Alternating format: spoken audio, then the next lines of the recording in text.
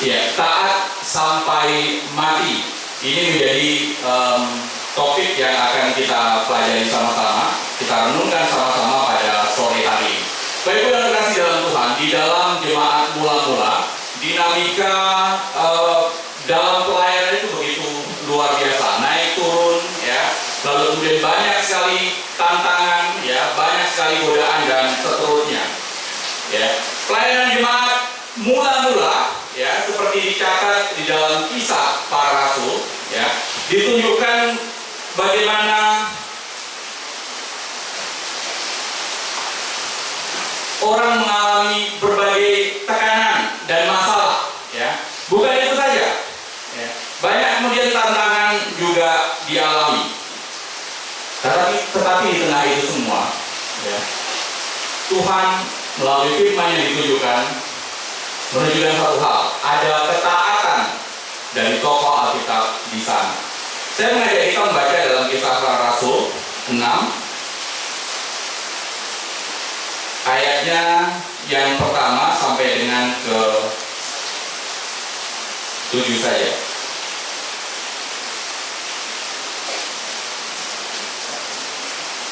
Jangan kita semua berdiri.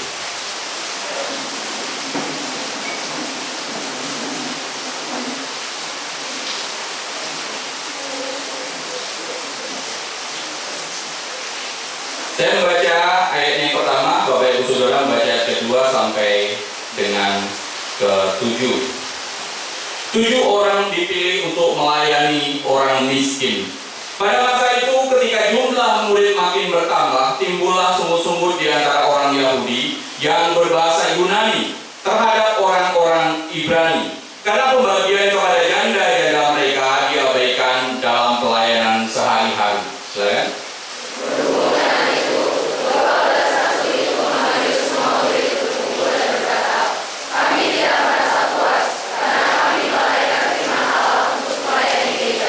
Karena itu saudara-saudara, pilihlah 7 orang dari antaramu yang terkenal baik dan yang penuh roh dan hikmat, supaya kami mengangkat mereka untuk tugas itu. Dan supaya kami sendiri dapat memusatkan pikiran dalam doa dan pelayanan firman. Usul itu diterima baik oleh seluruh jemaat, lalu mereka memilih Stefanus, seorang yang penuh iman dan Roh Kudus, dan Filipus, Prokorus, Nikanor, Timon, Parmenas, dan Nikolaus, seorang penganut agama Yahudi dari Antioquia. Mereka itu dihadapkan kepada rasul-rasul, lalu rasul-rasul itu berdoa dan bertahan di atas mereka. Firman Allah makin tersebar dan jumlah murid di Yerusalem makin bertambah banyak. Juga sejumlah besar imam menyerahkan diri dan percaya. Silakan duduk, berbahagialah kita yang boleh membaca, merenungkan bagian firman Tuhan, dan terlebih lagi melakukan firman itu di dalam hidup kita hari demi hari. Sekali lagi, dinamika pelayanan jemaat mula-mula, ada berbagai masalah di sana, ya. Beberapa di antara misalnya soal sunat, ya. Orang yang sudah orang yang belum kemudian menjadi mengikut agama Yahudi, ya, dari orang kafir lalu kemudian belum disunat, apakah kalau kemudian menjadi percaya dia harus disunat terlebih dahulu? Ya, persoalan sunat sudah diselesaikan. Waktu itu kemudian di dalam sebuah persidangan. Lalu kemudian muncul juga persoalan yang lain, ya. Persoalan di kalangan jemaat, bagaimana ada permasalahan tentang pelayanan sosial, ya, pelayanan diakonia. Ada sekelompok orang yang kemudian protes, ya, di pasal 6 ini tidak puas dengan pelayanan yang dilakukan oleh para rasul dan kawan-kawan, ya. Lalu kemudian timbullah sungut-sungut, ya, di antara orang-orang Yahudi yang berbahasa Yunani terhadap orang-orang Ibrani. Protes mereka tentang apa? Protes mereka tentang janda-janda yang tidak terlayani, ya. Padahal mereka yang protes sebenarnya mereka sendiri pun harusnya juga bisa melakukan itu, ya. Tetapi protes supaya janda-janda mereka dari golongan mereka kemudian dilayani. Bapak terkasih dalam Tuhan, bagi para rasul tentu hal ini menjadi perhatian, ya. Di sisi berbeda, kalau tidak terlayani, ya pasti akan perhatikan. Tapi di sisi yang lain lagi, ketika dilayani, tugas utama para rasul yang waktu itu kemudian memberitakan pengajaran, mewartakan kebenaran kepada orang, waktunya menjadi semakin sedikit, ya, kurang optimal. Padahal jemaat mula-mula waktu itu sepeninggal Yesus dikenaikannya, perlu banyak kemudian mengenal kebenaran. Tetapi sayangnya, ya, ada persoalan di ranah diakonia. Karena itu para rasul mengusulkan pentingnya distribusi pelayanan. Lalu kemudian mereka memilih beberapa orang di antara jemaat untuk dipilih menjadi pelayan meja, ya, pelayan diakonia. Dan pada akhirnya terpilihlah salah satunya adalah Stefanus. Stefanus ada di dalamnya dan menjadi bagiannya.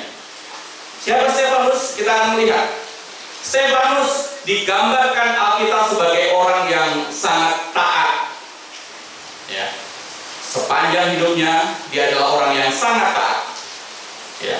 Taat itu adalah berupa bentuk lain kepatuhan. Taat itu adalah bentuk lain dari kesetiaan terhadap sesuatu. Ya, dalam konteks ini tentu terhadap Tuhan dan firman Tuhan. Stefanus adalah orang yang taat. Bahkan digambarkan oleh Alkitab, dia taat sampai mati. Ada 2 pasal setidaknya. Pasal 6, pasal 7, dan kemudian akibat dari kematian Stefanus digambarkan di pasal 8. Nah, Bapak Ibu, jemaat Tuhan yang kasih, kita akan melihat ketaatan dari Stefanus. Ya. Stefanus adalah orang yang taat sampai mati. Ini ditunjukkan dan dengan ketaatan, dengan ketundukan pada saat dia beriman. Ya. Stefanus adalah orang yang taat. Taat beriman. Taat dalam beriman. Kalau kita membaca dari beberapa literatur, ketaatan dalam beriman ini biasanya ditunjukkan tentang, ya, ketundukannya kepada otoritas Alkitab, ketaatannya kepada kehendak Tuhan, ya, mengakui kehendak Tuhan dan mengikuti maunya Tuhan. Lalu kemudian ketaatannya kepada mengaktualkan, mengaplikasikan, ya, imannya melalui pertumbuhan rohani, melalui kerendahan hati, melalui pemahaman, ya, kerohanian dan moral yang konsisten, ya, melalui kesaksian dan pelayanannya, ya, ada begitu banyak, ya. Nah, apakah Stefanus orang yang taat? Apakah Stefanus memiliki ketaatan dalam keberimanan? Ya, Stefanus adalah orang yang taat dalam beriman. Kita lihat bagaimana dia beriman, bukan hanya sekedar beriman, tetapi imannya adalah beriman yang bertanggung jawab. Dia bukan hanya sekedar percaya, mengimani saja, tetapi di dalam beriman dia mencari tahu, dia mencoba memahami, mencoba mengerti apa yang dia imani, dan ada progres yang jelas dalam keberimannya. Jangan lupa, Stefanus adalah non-Yahudi yang kemudian memeluk agama Yahudi menjadi proselyt, ya, memeluk agama Yahudi, tetapi tidak berhenti pada memeluk agama Yahudi. Dia menggali terus kebenaran firman, ya, dia sampai pada tahapan selanjutnya mengenal jalan kebenaran. Tetapi tidak hanya berhenti pada titik itu. Dia bahkan mampu mengkorelasikan, menghubungkan antara berita kebenaran yang sebelumnya sudah dia ikuti dan menghubungkannya sampai kepada jalan keselamatan di dalam Yesus Kristus Tuhan kita. Dia bukan hanya percaya, tetapi memahami apa yang diimani. Dia bukan hanya memahami, bahkan mampu mempertahankan apa yang dia percaya. Dia mampu berapologet bahkan kepada para imam sendiri. Bukankah ini bentuk dari ketaatan dia dalam beriman? Bukan hanya berhenti pada titik percaya, tetapi melakukan, ya, tapi menghidupi, ya, tapi kemudian mencari tahu dan kemudian mempertahankan iman. Ketaatan dalam beriman juga digambarkan oleh Stefanus dari bagaimana dia mengaplikasikan iman itu di dalam hidupnya, menjalankan iman itu di dalam hidupnya. Di dalam Kisah Para Rasul 6 ayat 3 tadi kita baca, dijelaskan seperti ini.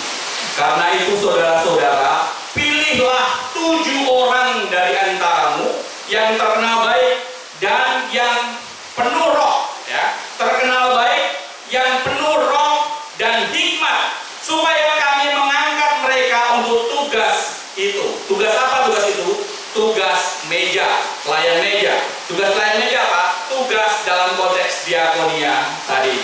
Dan pada akhirnya salah satu yang terpilih adalah Stefanus. Lihat, dia tidak hanya sekedar memiliki iman dan memahami apa yang dia imani, tetapi dia juga menjalankan apa yang diimani. Dari mana?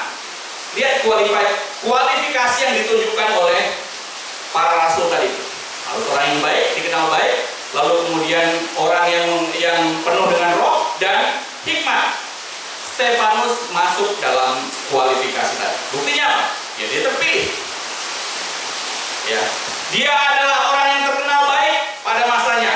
Dia adalah orang yang penuh roh, ya, dipakai dengan luar biasa oleh Tuhan, ya, menggambarkan bagaimana Tuhan memberikan kuasa kepada dirinya dalam pelayanan, menggambarkan bagaimana dia adalah pelayan yang dipakai Tuhan untuk menubuatkan, ya, mengajarkan, menyampaikan maksud dan tujuan daripada Tuhan. Dia orang yang dipakai Allah secara luar biasa.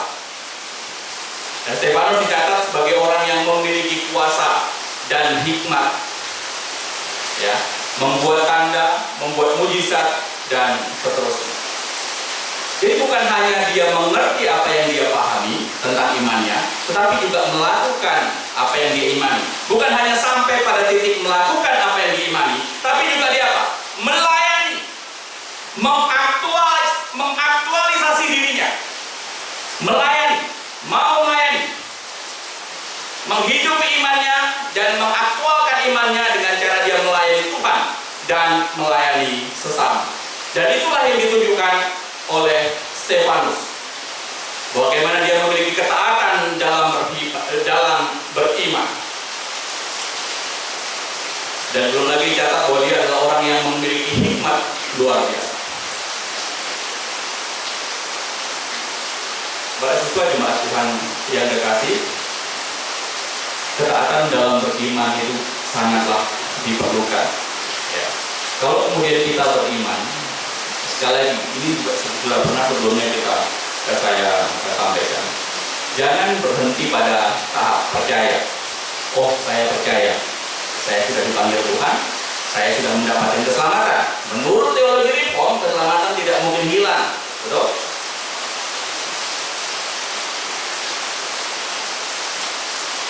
Jangan berhenti pada titik percaya, tapi tumbuhkanlah percayamu dalam pengetahuan, dalam tindakan, dalam pelayanan. Karena itu adalah ciri umat Tuhan yang taat dan tentu saja bertanggung jawab. Karena itu jangan berhenti kalau kamu sudah kemudian mendapatkan keselamatan. Kalau kamu sudah percaya kepada Tuhan, jangan puas diri. Tetapi apa? Lakukan imanmu, lakukan apa yang kau percaya, kerjakan keselamatanmu. Itu sudah jelas disampaikan dalam Alkitab. Itu yang pertama yang kita bisa pelajari, bahwa Stefanus adalah orang yang taat. Ditunjukkan dengan apa? Taat dalam beriman. Yang kedua, Stefanus adalah orang yang taat, ya. Taatnya itu sampai nanti dia mati. Ditunjukkan dengan ketaatan dan ketundukan dia dalam pelayanan. Ya. Tadi dalam beriman, sekarang dalam pelayanan.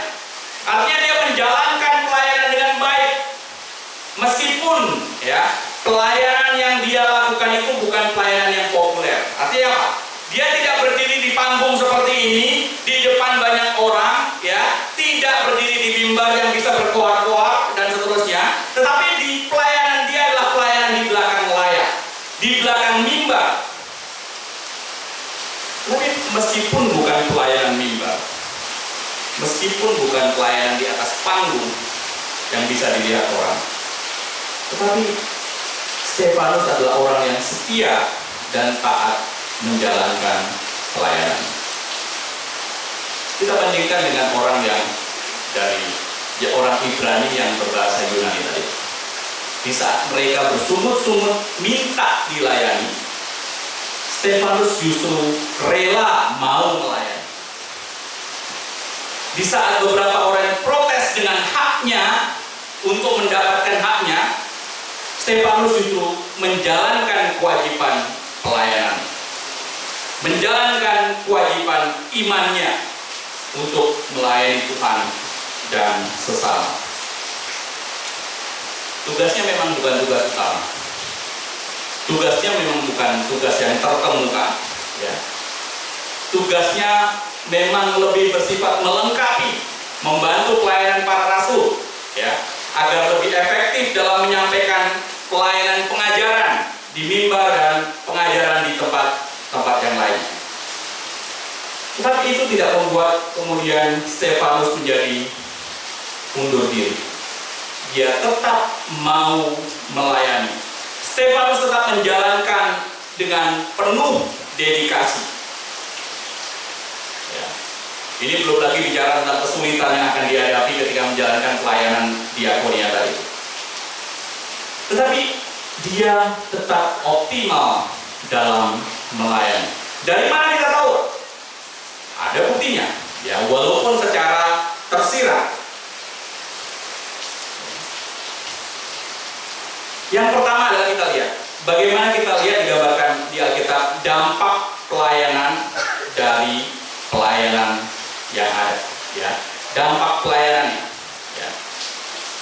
Pelayanan yang dikerjakan oleh para rasul, ya, itu menjadi semakin lebih efektif, semakin menjadi optimal, ya.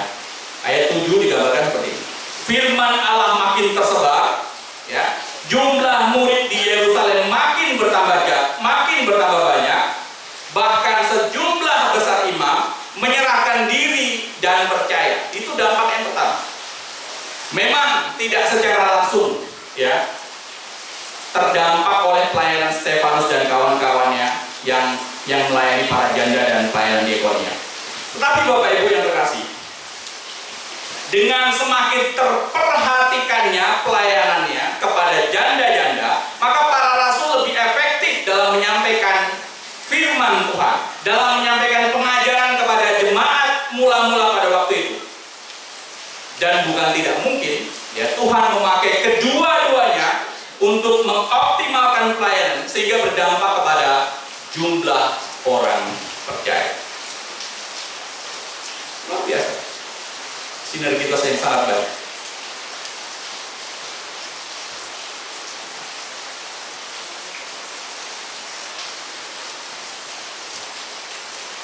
Bukti yang lain adalah menunjukkan seperti ini. Dengan tidak terlibatnya para rasul, ya, dengan ketidakterlibatan para rasul menangani soal diakonia lagi, kalau bahasanya sekarang yang lagi muncul aja, dengan tidak cawe-cawenya para rasul, ya, dengan tidak intervensinya para rasul dengan persoalan diakonia dan para janda, menunjukkan pelayanan Stefanus dan kawan-kawan ini berhasil. Karena fokus dua-duanya tetap jalan. Diakonia berjalan dengan baik, tercover tadi itu, para janda dan seterusnya, lalu kemudian pelayanan firman dan pengajaran juga berjalan dengan baik. Dampaknya apa? Yang tadi, semakin banyak orang yang percaya.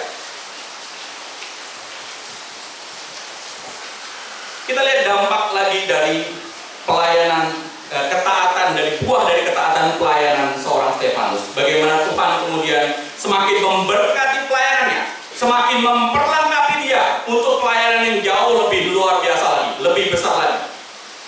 Ya, lagi-lagi tidak hanya bicara tentang hasil, tetapi juga perlu bicara tentang Tuhan memperlengkapi si Stefanus tadi. Tuhan semakin menguatkan dia. Ya, Tuhan terus membekali dia. Ya, Tuhan semakin memperlengkapi dia. Ya. Di ayat 8 digambarkan bagaimana Stefanus semakin penuh karunia. Ayat 8 digambarkan bagaimana Stefanus penuh kuasa. Baik Bu, salah satu ciri orang yang dipakai Tuhan adalah kalau kemudian diberikan karunia khusus. Karena karunia adalah sarana anugerah yang diberikan Tuhan untuk mengoptimalkan sebuah pelayanan. Dan itu diberikan kepada orang-orang tertentu. Stefanus adalah salah satu di antara. Ya. Bagaimana Tuhan memberikan berkat-Nya dalam kehidupan pelayanan Stefanus dan membuahkan bagaimana pelayanan itu penuh dengan karunia. Bukan hanya penuh karunia, tapi juga penuh dengan kuasa. Ya, berkaitan dengan hal-hal yang sifatnya apa ya? Mujizat dan seterusnya. Tuhan memakai Stefanus dengan banyak tanda, dengan mujizat. Apalagi kalau kita menggali dari kata tentang dinamos dan seterusnya, maka pelayanan akan sangat luar biasa dari Stefanus. Tapi jangan lupa ya, yang dia layani itu hanya para janda. Yang dia layani adalah pelayanan diakonia. Yang dia lakukan itu adalah pelayanan di belakang layar, yang tidak dilirik banyak orang. Tapi Tuhan memakai luar biasa. Ketika pelayanan dikerjakan dengan optimal, maka Tuhan akan memberikan dampak yang besar terhadap pelayanan yang dikerjakan. Gereja Reformasi Indonesia pun mengalami. Ya, salah satu pelayanan yang memberikan support yang luar biasa tapi di belakang layar adalah pelayanan multimedia. Baik yang dikerjakan GRI secara langsung maupun supporting dari PAMA. Pelayanan di belakang layar. Tetapi banyak orang yang mengenal pelayan yang dikerjakan oleh GRI maupun dikerjakan oleh Mika, orang mengetahui dari pelayanan ini. Dari pelayanan apa? Multimedia. Ya, kalau Bapak Ibu tanya guru senior, kenalnya Mika dulu dari mana sih? Dari radio RPK. Buang pelayanan siapa? PAMA dan GRI. Begitu juga ketika zaman dulu orang yang datang ke gereja mengenal pendeta Beckman. Kamu, Bapak Ibu datang kemari tahu dari mana? Saya dengar dari RPK. Bukankah itu pelayanan multimedia? Saat ini menjadi bergeser, tetapi konteksnya masih multimedia. Orang datang ke GRI, bahkan beberapa jemaat tertarik dengan pendeta Beckman, pelayanan pendeta Beckman, khotbah pendeta Beckman yang diupload di YouTube. Ya, orang mengenal pendeta Beckman dan ingin ketemu pendeta Beckman, tapi sayang pendeta Beckman sudah meninggal. Jadi pelayanan multimedia, dan Tuhan izinkan pakai pelayanan ini berdampak luar biasa, khususnya dirasakan oleh GRI sendiri. Dan saya pikir juga begitu juga di SDT Makedonia. Karena itu jangan pernah kemudian mengabaikan pelayanan di belakang layar. Jangan pernah mengabaikan pelayanan yang sifatnya tidak di atas mimbar. Tetapi kalau kemudian pelayanan berjalan sama-sama optimal, maka nama Tuhan semakin dimuliakan. Banyak orang semakin mengenal Tuhan. Dan bukan tidak mungkin Tuhan akan memakai pelayanan kita untuk semakin banyak, ya, menambahkan jumlah orang yang mengenal firman Tuhan, mengenal Dia sebagai Tuhan dan Selamat. Karena itu ketika kesempatan pelayanan datang, maka manfaatkan untuk responi dengan baik. Maka Tuhan yang mempunyai pelayanan itu akan memperlengkapimu lebih lagi dan membawamu kepada tahap pelayanan yang jauh lebih tinggi lagi. Untuk apa? Kemuliaan Tuhan, bukan kemuliaan diri. Ya. Di GRI ada satu nama orang yang kemudian pelayanan multimedia, Pak Cahyono namanya. Itu adalah suami dari Ibu Gelis yang pernah pelayanan di Minggu dari Lalu. Tidak pernah mau disuruh doa saja tidak mau. Tetapi pelayanan multimedianya bersama dengan kami itu luar biasa. Dan Tuhan pakai. Jangan batasi diri kita, memframe diri kita, saya hanya pelayanan seperti ini dan seterusnya. Tapi Tuhan bisa pakai dengan cara yang luar biasa. Yang kedua, taat dalam beriman dan taat dalam pelayanan. Yang ketiga yang ditujukan oleh Stefanus adalah bicara tentang taat menyatakan kebenaran. Bukan hanya taat beriman, bukan hanya taat mau pelayanan, tetapi Stefanus juga menunjukkan tentang taat menyatakan kebenaran. Dia berani menyaksikan imannya. Dia berani mempertanggungjawabkan imannya di hadapan orang. Dia menyuarakan suara kenabian, suara kebenaran. Kalau Tuhan ngomong A, maka dia sampaikan A, dan seterusnya.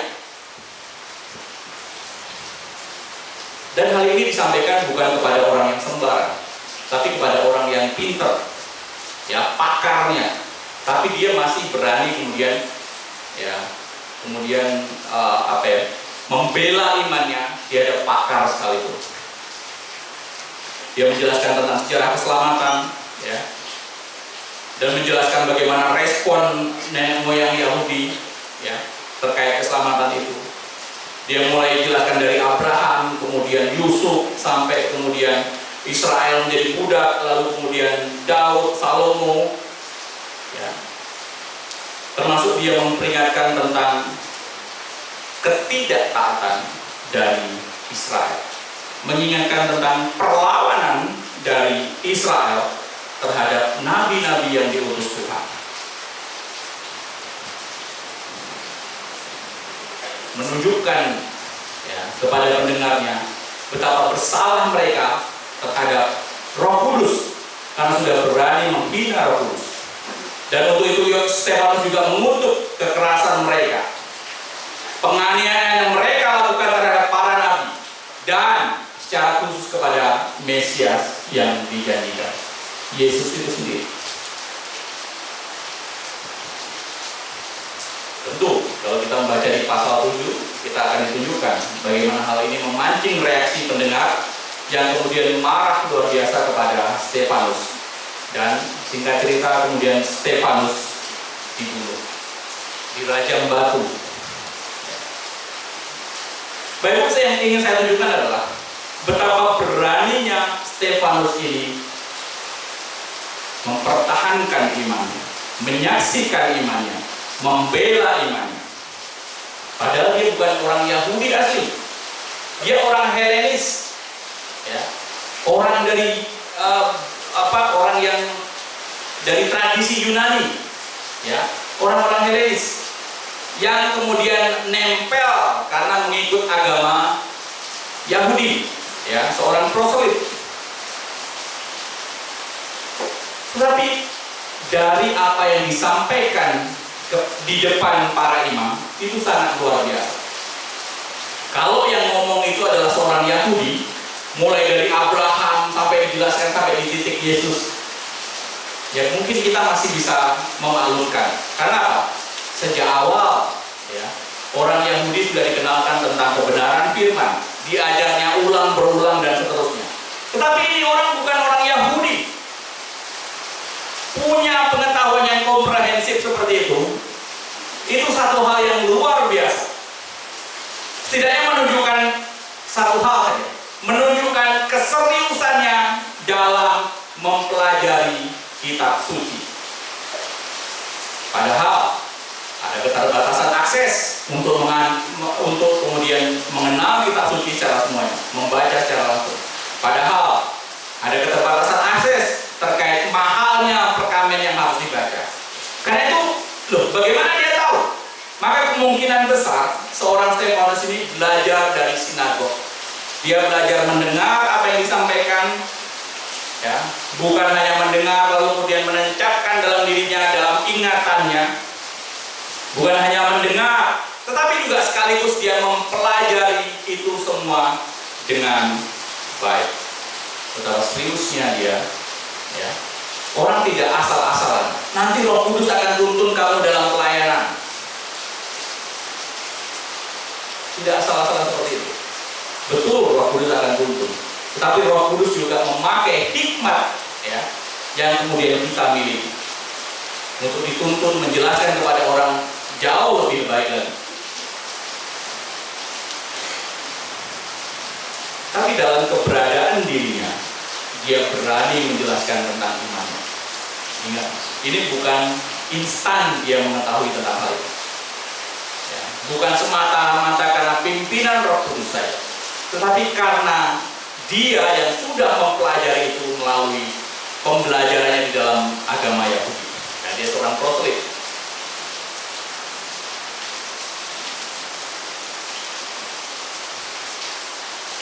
Stefanus taat sampai mati, taat menyatakan kebenaran,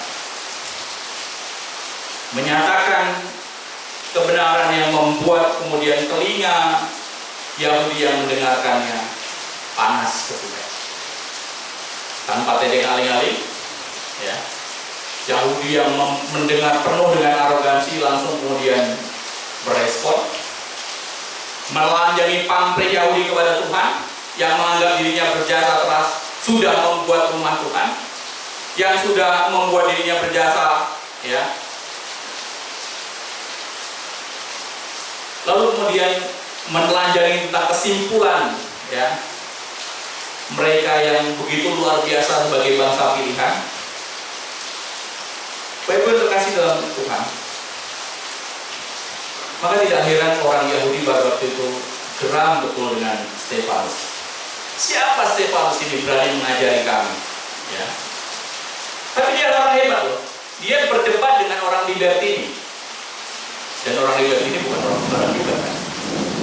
Ya, walaupun mereka tidak ahli Yahudi, ya, tetapi dia mampu mendebatkan imannya kepada mereka. Dan sampai kemudian pada akhirnya dibawa kepada imam besar. Dan dia tetap kemudian menyampaikan tentang imannya kepada imam besar. Siapa Stefanus mengajar soal Taurat kepada mahkamah agama? Tetapi di hadapan mahkamah agama pun Stefanus tetap berani berkata benar. Dan dia tahu resikonya itu akan besar. Kenapa? Dia tahu benar siapa yang dihadapannya. Dia tahu benar siapa yang mendengar perkataan pakarnya.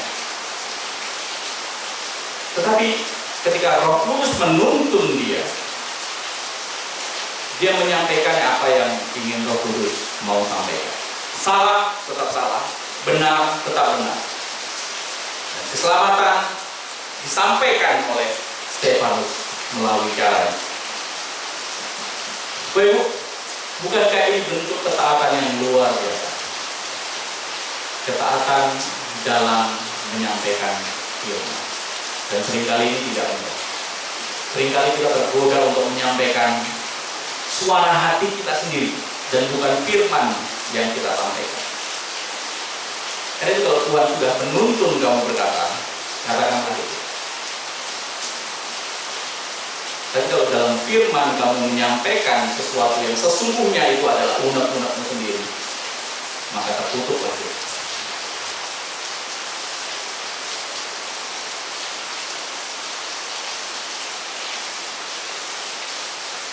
Baik yang dikasih dalam Tuhan, memang seringkali kita takut bersuara benar karena risikonya sudah besar. Kita lebih mudah kemudian menyembunyikan kebenaran karena bisa jadi takut menyinggung orang, ya, takut mengganggu perasaan orang lain, dan lebih parahnya lagi takut orang itu tidak lagi memberikan persembahan kepada kita, tidak lagi memberikan PK kepada kita, tidak lagi mengundang kita, dan seterusnya dan seterusnya. Tapi ketika Tuhan memimpin kamu mengatakan kebenaran, ya, walaupun itu pilihan tidak populer, katakan saja. Kalau Tuhan memimpin kita, maka Tuhan juga akan menolong kita berkata-kata, walaupun dampaknya tidak selalu berakhir kepada kita ada dalam keadaan baik-baik saja. Buktinya ya, Stefanus setelah mengikuti kata Roh Kudus, menyampaikan kebenaran, dan pada akhirnya kemudian dia dibunuh, dirajam. Tetapi ketika dia dibunuh, dia ditunjukkan oleh Tuhan penglihatan yang luar biasa. Sama seperti Stefanus yang didorong Roh Kudus untuk bicara. Kalau itu adalah kita, mari kita suarakan. Suarakan kalau itu sebuah kebenaran. Dan Tuhan tunjukkan caranya. Tuhan memimpin. Tetapi mereka tidak sanggup melawan hikmatnya, dan roh yang mendorong dia berbicara. Luar biasa. Bila Tuhan yang memerintahkan, lakukan. Bila Tuhan yang berencana untuk kita menyampaikan kebenaran, sampaikan. Karena Tuhan punya tujuan. Karena apapun akibatnya, berbahagialah kalau kita dipakai Tuhan sebagai alat. Bapak terkasih dalam Tuhan, Stefanus taat sampai mati. sebelumnya ada satu tokoh yang jauh luar biasa, jauh lebih sempurna ketaatannya dibandingkan dengan Stefanus. Ketaatannya justru ditunjukkan dengan pengorbanan yang luar biasa. Dialah Yesus Kristus yang kematiannya akan kita peringati pada saat sore hari. Ketaatannya membawa kepada penebusan dosa kita. Ketaatannya menyucikan kita. Ketaatannya membawa kepada keselamatan. Maka bersyukurlah. Dan pada hari ini, pada saat ini, kita akan bersama-sama memperingati. Ini Tuhan memimpin kita. Tuhan menolong kita. Mari kita